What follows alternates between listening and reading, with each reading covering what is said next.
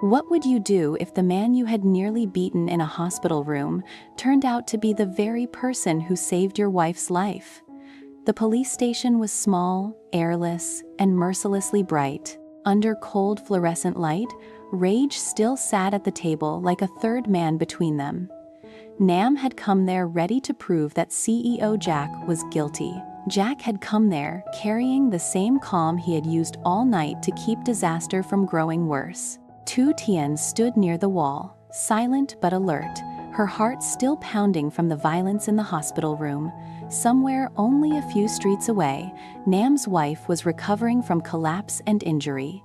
Somewhere inside the computer on the officer's desk, the truth was waiting. But truth is not always the first thing people want. Sometimes wounded pride wants blame more than clarity.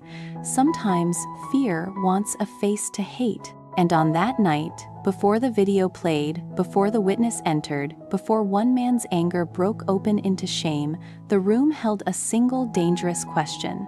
When the truth finally arrived, would it heal what Rage had already damaged? Or would it only expose how cruelly a good man had been misunderstood? The ward police office was barely large enough to hold the tension inside it. The walls were close, the desk was metal, the ceiling fan turned lazily, doing nothing to soften the sour mix of sweat, paper, and cheap disinfectant hanging in the room. A wall clock ticked with unbearable clarity, as if every second were tapping on a bruise. The police officer behind the desk typed something into the computer without hurry, but even his calm professionalism seemed to irritate the air rather than settle it. Nam sat on one side of the table with both fists locked so tightly that the skin across his knuckles had gone pale. His jaw worked under the skin as if he were grinding stones between his teeth. His breathing was harsh and uneven, still carrying the rhythm of someone who had not truly left the fight back at the hospital.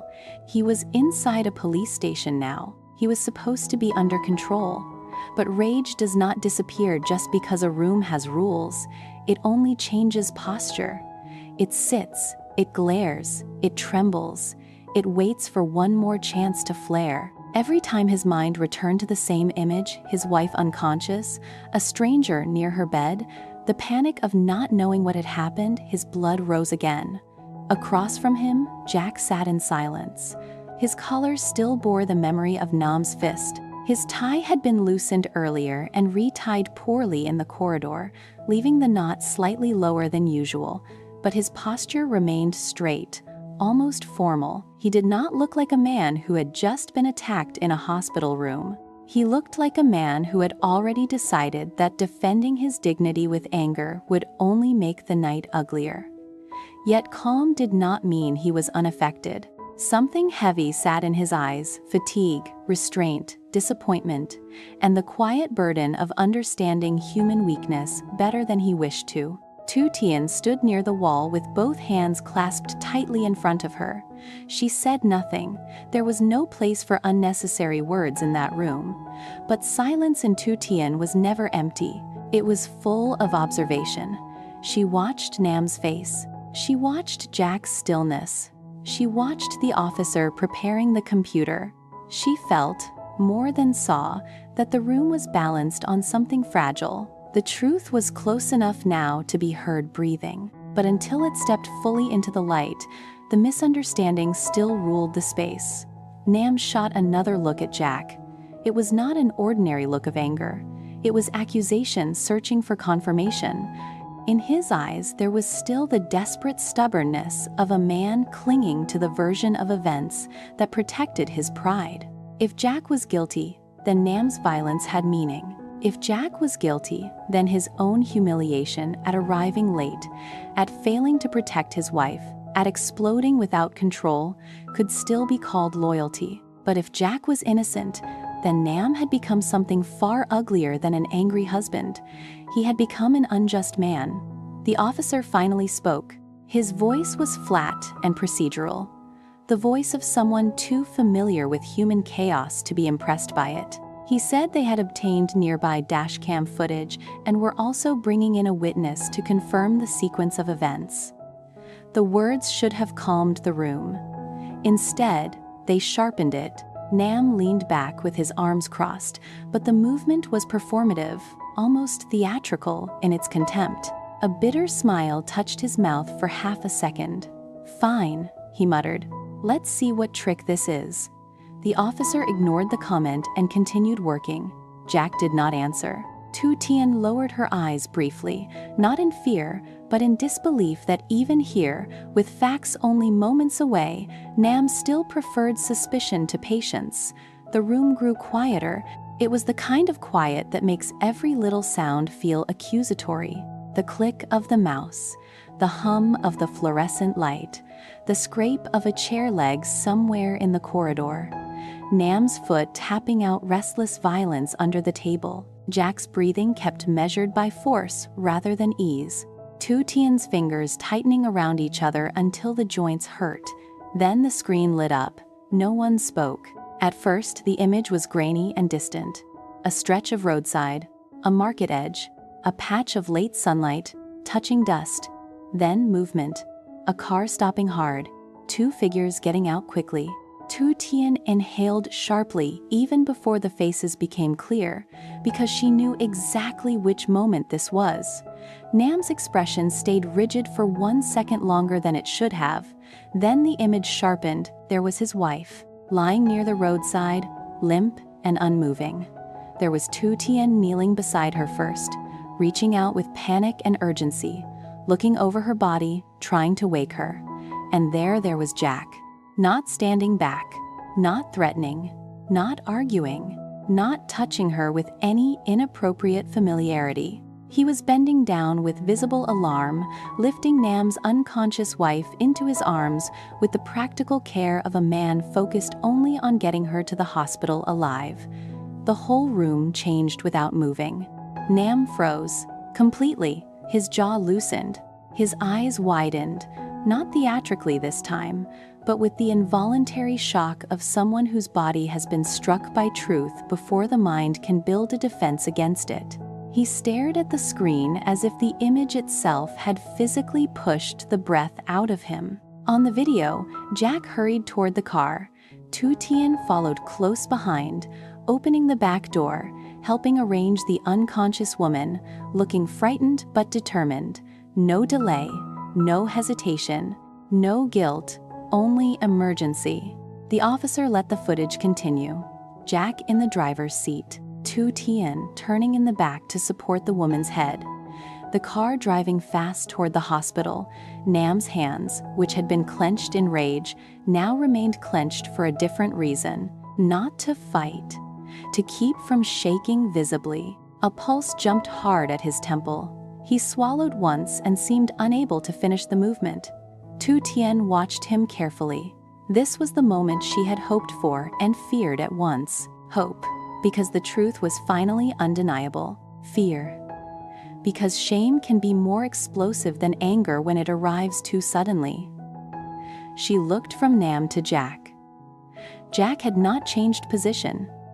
He was not watching Nam triumphantly. He was looking at the screen as though it belonged to another night, another man, another version of himself who had still believed doing the right thing would remain simple. The video ended. No one spoke for a moment.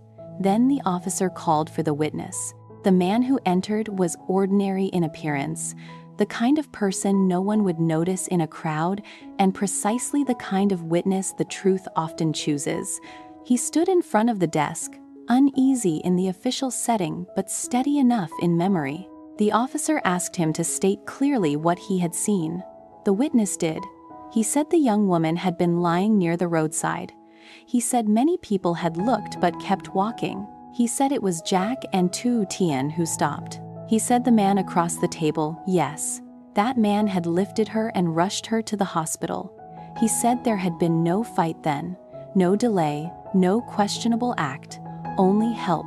Every detail matched the dashcam. Each sentence stripped another layer from Nam's anger and left raw shame underneath. He looked suddenly smaller in the chair, as if rage had been holding his body upright and truth had removed the structure. The color drained from his face. His eyes lost their violent sharpness and became unfocused, almost childlike in their bewilderment. He had built an entire moral certainty in his mind within minutes at the hospital. Now, every piece of it was collapsing in front of strangers. He lowered his head, not because anyone demanded it, because he could not bear the sightline between himself and Jack any longer. Inside him, emotion changed form violently. The shock arrived first, then the disbelief, then the awful recognition that followed. He remembered grabbing Jack's collar. He remembered shouting in the hospital room. He remembered accusing the man whose hands had, in fact, carried his wife towards safety. He remembered Tu Tien's frightened voice trying to stop him. He remembered security pulling him back while his wife lay only steps away, needing peace instead of noise. Now all of it returned at once, but with the meaning reversed. A flush of remorse ran through him so strongly that his shoulders trembled. His hands came up to his face for a second and dropped again. He pressed both palms down against the edge of the table as if the room were tilting. His eyes turned red, not from fury now, but from the pressure of humiliation mixing with relief and grief. He had not failed only in judgment.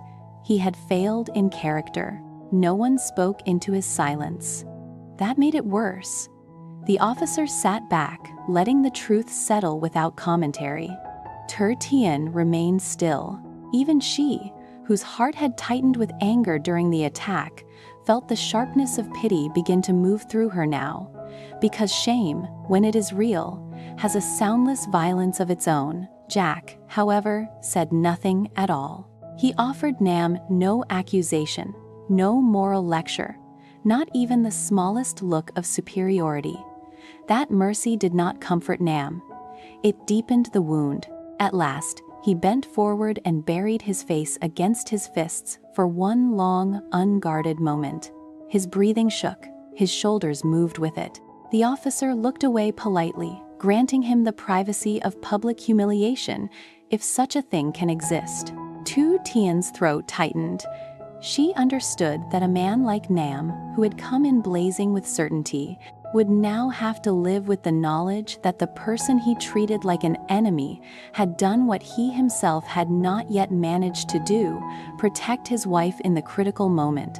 When Nam finally lifted his head, he looked older, not by years, by truth. His voice, when it came, was rough and broken. He did not begin with excuses.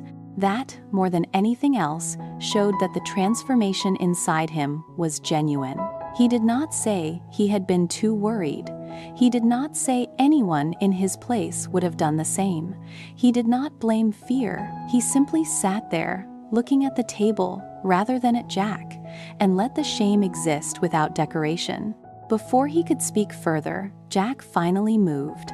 He did not move toward revenge. He leaned forward slightly and asked the question no one expected. "How is your family managing financially?" Even the officer glanced up at that. Nam looked stunned. Tu Tien's eyes widened. The question cut through the moral structure of the room so unexpectedly that everyone had to adjust their breathing around it. Jack did not soften the reality of what had happened. He did not pretend Nam's violence was acceptable, but he also did not use this moment to win.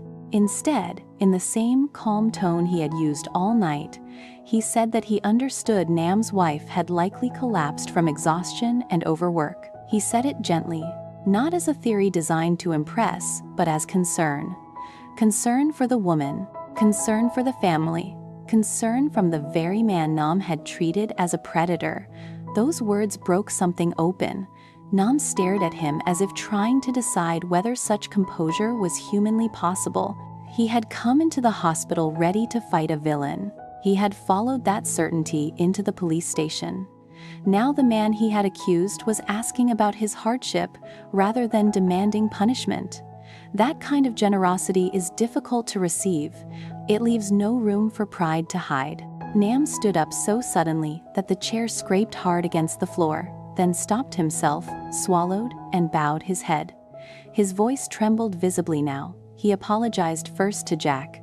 Not with polite words, not with convenient language, but with the full weight of a man acknowledging his own disgrace.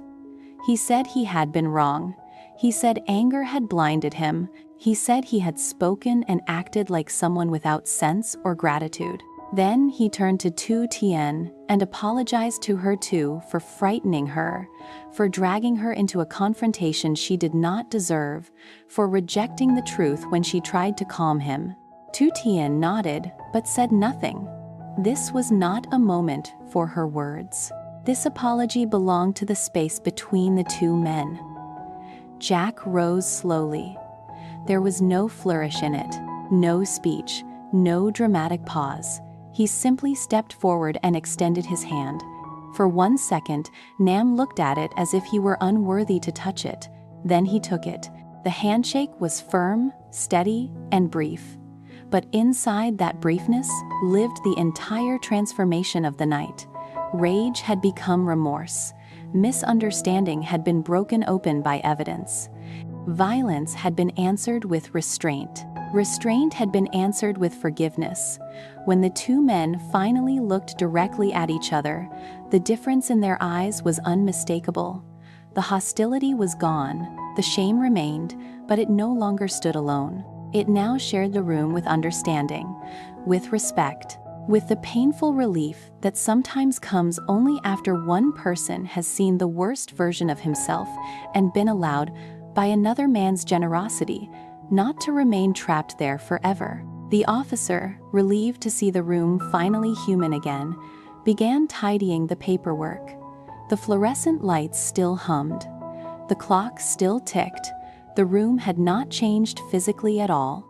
And yet, the atmosphere had completely shifted. The suffocating pressure that had made the place feel like a sealed box now loosened. Tu Tien let out a breath she had not realized she was holding.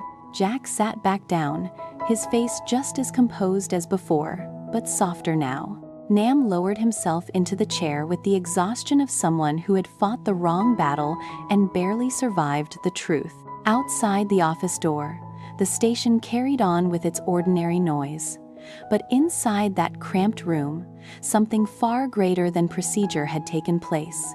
A hidden truth had surfaced. A wounded husband had been forced to confront not only another man's innocence, but his own failure.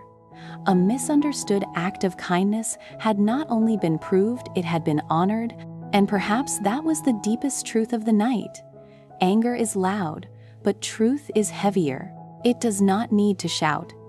It only needs one clear image, one witness, one moment when the heart can no longer protect itself with blame. Nam entered that room, ready to condemn a man. He left having to rebuild himself in front of the very person he wronged. Jack entered that room already carrying more hardship than most men could bear with grace. He left it having chosen mercy over pride. Tu Tien entered it afraid that kindness would once again be punished. She left it, seeing that sometimes, even late, the truth still arrives in time to save what anger nearly destroys. And in the cold ward police office, under cruel fluorescent light, that was enough to make the night feel, at last, like it could end.